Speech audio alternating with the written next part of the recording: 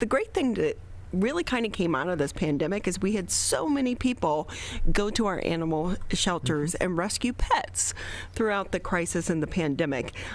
But what does that mean for our pets is so many people are starting to go back into work, or even if it's just for a day or two, we have to readapt our pets to our new schedule. And to talk about that and so many other pet issues, let's bring in Elaine Chan. She is the owner for Good Choices Dog Training. Thank you for being with us.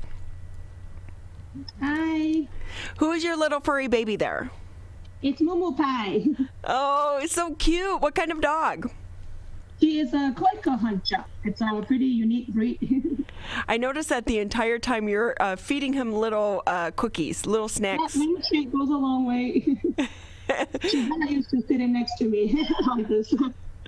So, Elaine, tell us a little bit more about your dog training, because so many people right now are struggling with their pets because we've had such a huge shift in our schedules over the past year.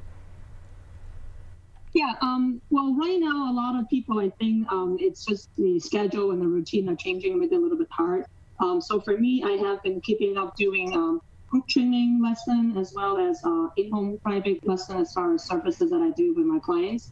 I was also doing, taking care of the dog, for the day. We do some day training as well. I have a team that helps me with training. So, it depends on what the dogs are currently seeking for. I think people need to start, doing things. If they have got a dog with their, during the pandemic time, they should start doing activities with their pets. Yeah, so it's all about the activities. But even like you think about, so many of the kids have been home because of remote learning, but now the kids are even going to school. So what do you do with like an overactive pet that's not getting the attention that they once did? I think one of the things I had to also think about having them go back to being more normal is that taking in consideration, like if they got a puppy that is brand new, if they have not done a lot of things with them, they want to start out slow, and also finding activity that is suitable for the pets. I think one of the ideas is that people will have to also consider how socialized a dog is at this point, and then start on some activity that is a little bit easier for them to deal with. Like for example, like we have socialization events and socialization field trips that we can help this puppy to re-socialize, or adult dog that is re-socialized into more of a real world. And I think that people also always start to look at doing more activity with them now that it's warmer weather. Look at maybe just go on a small hike, gather, have other people that their friends have puppy that can go on to do a walk together. Even those would be actually good to start out with. Elaine Chan with us here on the MegaCast. She's the owner. I'm having actually a hard time hearing the question. Oh, that's okay. With that, Elaine, can you tell us so many people, when it comes to socializing their pets, it's not just about introducing them with other four-legged friends, but other humans that maybe haven't been into your house because of COVID. And as we start to introduce more people into our lives, do you have any advice in that arena? I would say don't just focus on, introducing the dog to just people and just dogs, because a lot of times I think they're missing a lot of the bigger picture. And socialization also is mean by, getting the dog, making good exposure and being comfortable in the environment and a lot of the things that they have to live with as well. So I think depending on the dog's history, like if the dog really is missing interaction with dogs, now they're getting a little bit older, there are different venues that they can start out doing that. I think attending a puppy training or a group training class would be helpful because you have a trainer there guiding you. Or I do have some social event and field trips that is we started actually last week, would be a good introduction for them. And a lot of people think that it would be nice to just take the dog to the dog park or to doggy daycare or something like that. But what they are not realizing is that these dogs have not been well socialized to begin with. So by just throwing them into the environment, for example, a dog park or a doggy daycare, just to meet people or meet other dogs, could be really overwhelming and actually setting the dog to fail and not really doing the intention of good, or trying to socialize them, because it's not the correct way to come about it. So people have to be really careful of knowing their dog's personality, knowing the breed. If you have a dog who's already anxious, stressed, or a little bit timid to begin with, actually having just to have another dog, a friend that somebody has a dog, or even calling a trainer and let us help them to do the introduction.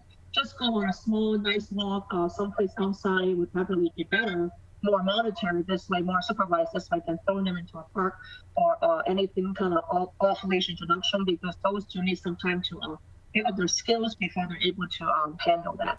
And socialization also is about all sorts of sounds, sensations, smell, movement, environment, different things they have to expose to as well. Like last week we had a field trip in downtown Farmington, so the dog actually learned to see hear the sound like the motorcycle, see kids playing in the pavilion, seeing the people, riding scooter, rollerblade, different sort of things, and we want to make sure that they get the visual and the physical exposure to stuff. But it's not just limited to playing with dogs and people.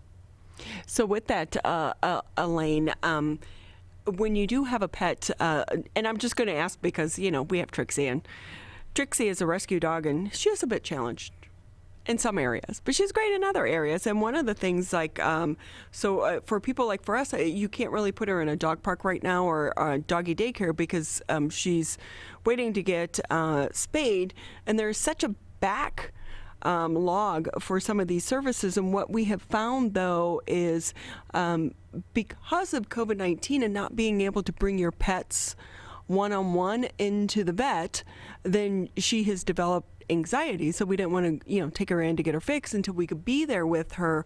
For people, are you seeing some of your patients, or not patients, your clients, having some of these same experiences because their pets have not been in these social situations? So what is the time frame to be able to try to get them in these situations which aren't regular, for them to be able to adapt and change their personalities? I think just through training and preparing them will be nice. Like, for example, like in the classes, we do work on a lot of handling with other people, touching the pets and getting them ready to be examined by vets. Like, we do get them used to the idea that when they go in, like you were saying about dropping the dog at the vet and they're feeling, uncomfortable. So preparing to do the things that the vet might be actually going to perform for them in the house, just for the owner to work on it through handling exercises, through getting them used to the devices they may have to be using. Like, for example, just working on restraint, holding them differently, or having other people in the family to start out will be helpful. As far as the time frame goes, I think it depends on the puppy's age. When they get them during the pandemic, it's better that they start something than not start at all. I mean, I have a lot of people actually now, the dogs are older, and I am seeing a huge increased search of the older dog, really missing out the early on, socialization period. And we are having some, hard time introducing them back into the normal world. But little bit by little bit, we're going to guide them to, through these training activities. They will be better off to have something than nothing, I would say. So no matter what, they should be looking into, different training classes, different trainers to help them in the area. But preparing them for a vet visit, even if you're able to have a different person just taking them, doing some handling things and whatnot, that would be still helpful for the puppy or for the older dog. Elaine Chan with us here on the MegaCast. She's the owner for the Good Choices Dog Training. The good thing, summer is coming. Is this? Do you see dogs tend to respond better if they're able to get outside and enjoy the nice weather and go for more longer walks, because it exposes them to new and more sounds and smells?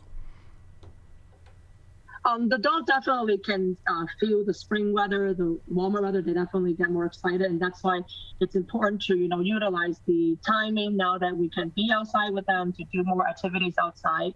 But also, even with outside, there are things to watch out for, as far as safety.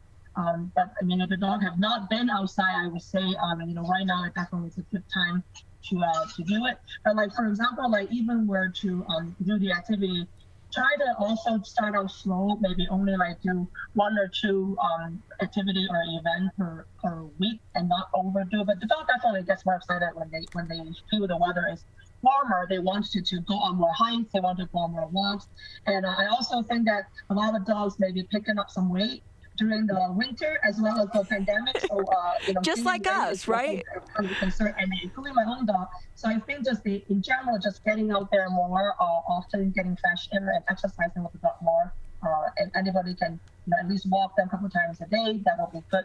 And also find out different area, different site that they can go to, because the dog do get bored, and dog like to use their nose to investigate and to learn to explore. So going to the same park, same environment, or the same route that you always go over and over again may not be exciting for the dog. So it's also nice to take the dog and go to different places to explore. I think just by going to new places for them to sniff and explore is already really nice for them to have as far as activity.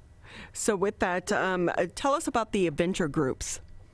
We have an adventure class that we started last week. So we have field trips on Fridays or Saturdays, and then we have classes that we meet on Monday and Saturdays, which would be nice because we are rotating different areas. So I have a group that we set up that we go to different parks. So we're not always in the same area. Almost every week we have different events, different activities, and sometimes we will have some off-leash social time.